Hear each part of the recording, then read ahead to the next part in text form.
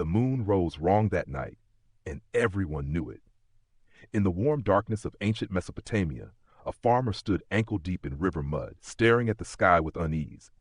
The stars were familiar, the wind smelled the same, yet something felt dangerously out of step. If the floods came early, the crops would drown. If they came late, the fields would crack and die. Memory alone was no longer enough to protect a city. For generations, people had watched the moon with their eyes and trusted it with their lives.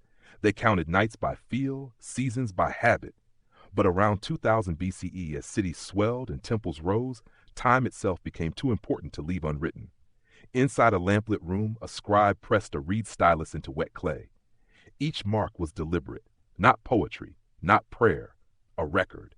Crescent by crescent, he etched the moon's path, new, full, waning, onto a tablet that would outlast his own breath. This was not just writing, this was control. The lunar calendar was born from fear as much as hope.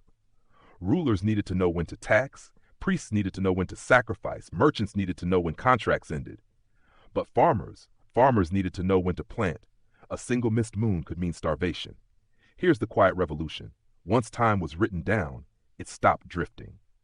The past could argue with the present. If the floods came on the 10th month last year and the year before that, then maybe the heavens followed rules after all. Midway through the year, something strange happened. The moons no longer matched the seasons. The calendar slipped, panic spread. Had the gods changed their minds? Instead of abandoning the system, scribes did something extraordinary. They corrected it. They added months, adjusted cycles. Time, once sacred and untouchable, became something humans could edit. This was the escalation. The moment humanity stopped merely observing the sky and began negotiating with it. Clay tablets stacked in archives. Calendars synchronized rituals across cities. Empires began to move on shared dates, shared deadlines, shared futures. Time was no longer local. It was institutional. And in that final profound shift, humans crossed a line we never went back from. We didn't just track the moon anymore.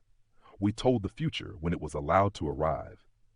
Every calendar on your phone, every deadline, every birthday reminder traces back to that first stylus pressing into clay, an attempt to hold chaos still long enough to survive it. If this story made you feel time a little differently, please like, share, and subscribe.